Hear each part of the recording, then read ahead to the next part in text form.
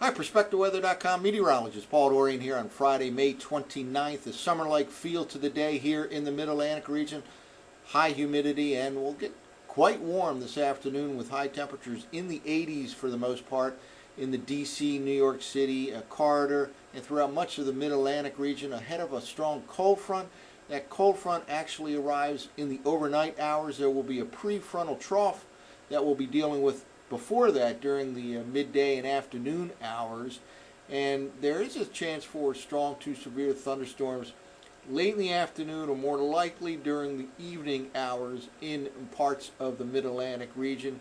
A much cooler air mass arrives over the weekend. It really becomes noticeable tomorrow night, Saturday night, and Sunday and Monday will be far below normal for this time of the year. And the month of June, which begins on Monday, actually could feature some temperatures in the 40s in a lot of the suburban locations to the north and west of the big cities along I-95. Here is the severe weather outlook as depicted by Noaa's Storm Prediction Center. They're based out in Norman, Oklahoma, for today and tonight, and basically they have much of the interior northeast U.S. and mid-Atlantic region with a slight risk of a severe thunderstorm. Looks like your best chances are from the immediate I-95 corridor to points west from there. Probably the least chance for severe thunderstorm will be right along the coast of New Jersey, for example, or the Delmarva Peninsula. Right in this region right here, probably a less of a chance for severe weather. But again, we have kind of two different features that we'll kind of focus in on that we'll have to deal with throughout the next 12 to 24 hours or so. A prefrontal trough, and then late tonight, the actual surface cold frontal system that comes sliding through in the overnight hours. Well, here's kind of a mesoscale analysis of the situation right now across the Great Lakes, the Mid-Atlantic region, the Northeast U.S., and it kind of takes a mesoscale analysis to pick out some of these features here, including this, kind of you can see already, kind of a prefrontal trough here that's kind of forming over the Appalachian Mountains. And the reason I'm kind of highlighting that is because there may be a band of showers and thunderstorms associated with this prefrontal trough. And then out here you can certainly see indications of the surface cold front right here. These black lines represent lines of equal pressure, and this is where the strong surface cold front is located as we begin the day here on Friday. And again, kind of development of a prefrontal trough that we'll monitor over the next few hours. That can bring its own shower and thunderstorm activity during the next several hours going into the through the mid-afternoon, and then we'll be dealing with the frontal system late in the day and into the overnight hours tonight. Well, let's start off with this analysis by using a high-resolution model. This is the 3-kilometer resolution version of the NAM model, and I think it has a better handle on those mesoscale features like this prefrontal trough that we'll be dealing with in the Mid-Atlantic region over the next several hours, and then the frontal system itself, the surface front, in the overnight hours. First of all, nothing more than some scattered showers out there this morning. It looks like, for the most part, through the morning and into the early to mid-afternoon, there'll be maybe an occasional shower, but much of the time will be rain-free in the Mid-Atlantic region. Now let's move forward here on an hourly basis with this 3-kilometer version of the NAM. Again, still isolated showers only over the next several hours here throughout the morning. And then we start to see by the midday, early afternoon, this kind of prefrontal trough right here setting up. You can see kind of a little kink in the isobar pattern setting up here by the middle of the day.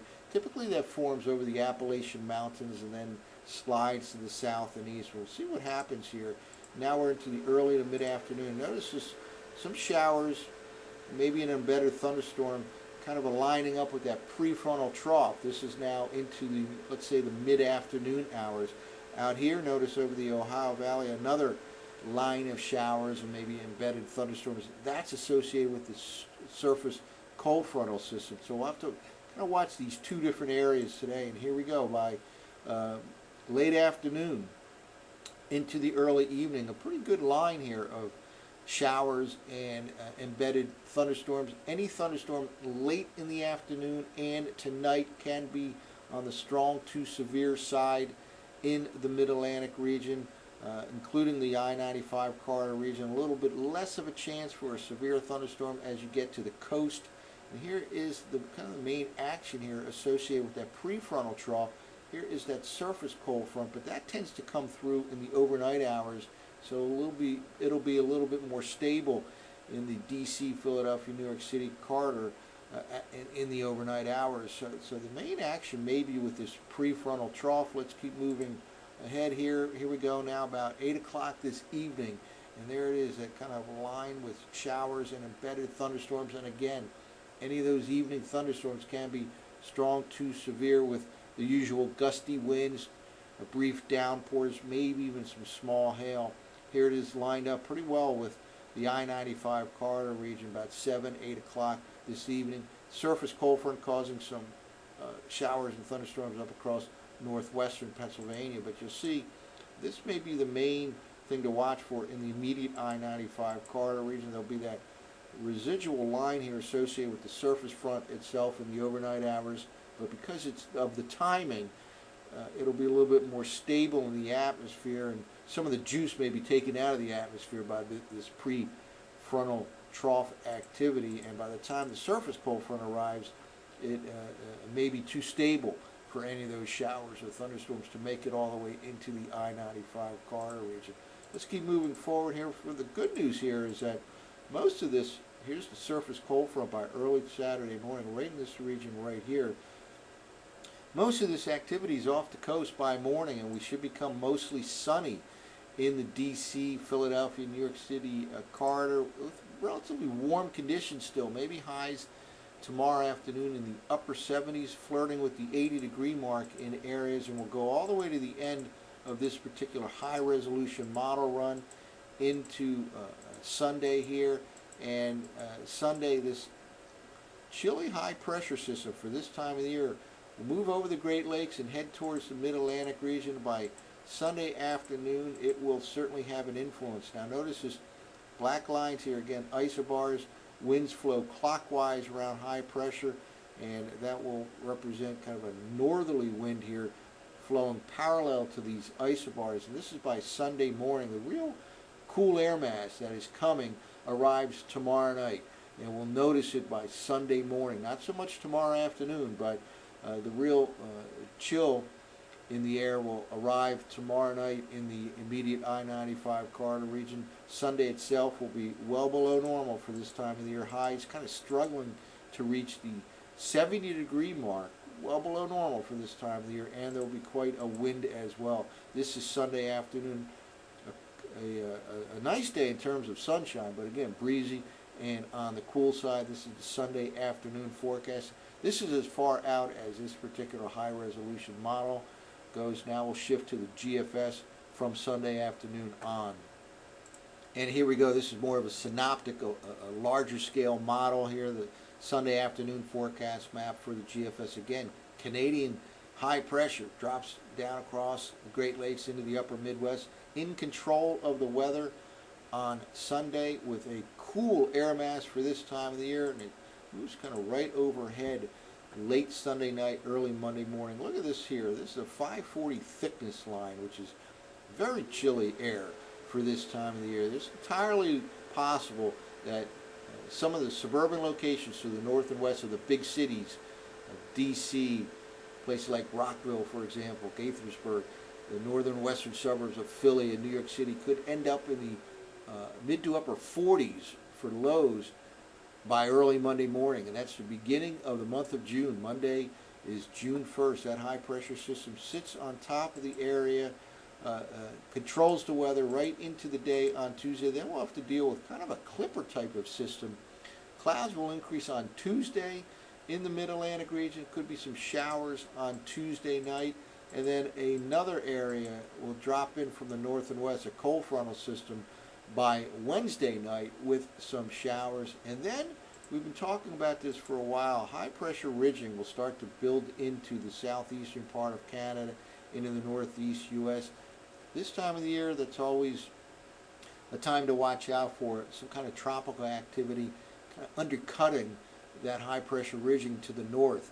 undercutting maybe with a tropical system into the Gulf of Mexico. And indeed, we're looking at late next week and certainly the following week, the second week of June, for some possible activity in the Gulf of Mexico. This is GFS forecast now for a week from now, next Friday morning. High pressure building into southeastern Canada, not only at the surface but the upper levels as well. Again, to me, that sets off kind of a red flag for something undercutting into the Bahamas or the Gulf of Mexico whenever you're dealing with the tropical season. By the way, the tropical season officially begins on Monday, June 1st, but that's just a man-made official beginning. Of course, nature itself has already begun. We have had tropical storm Arthur and Bertha already. In fact, each of the last 5 years has seen a named tropical or subtropical system before the official beginning on June 1st. But here we go now. At this time, this is a week from now, next Friday, and this latest version of the GFS indeed has something moving into the southwestern Gulf of Mexico by Sunday, June 7th. And that's a real time period. Let's say from about June 5th to June 10th or so. Gonna have to watch the Gulf of Mexico region. There are certainly some signs, and one of the signs is that Madden-Julian oscillation that we've talked about the last few days that kind of moves into more favorable positions, more favorable phases for activity over the Gulf of Mexico.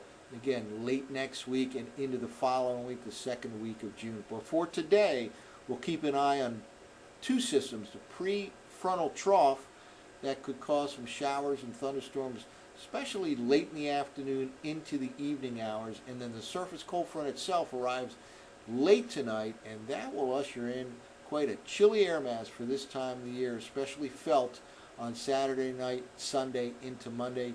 Some suburban locations could actually start off the month of June, early Monday morning, with temperatures in the mid to upper 40s. That's it for now. For PerspectiveWeather.com, I'm meteorologist Paul Dorian.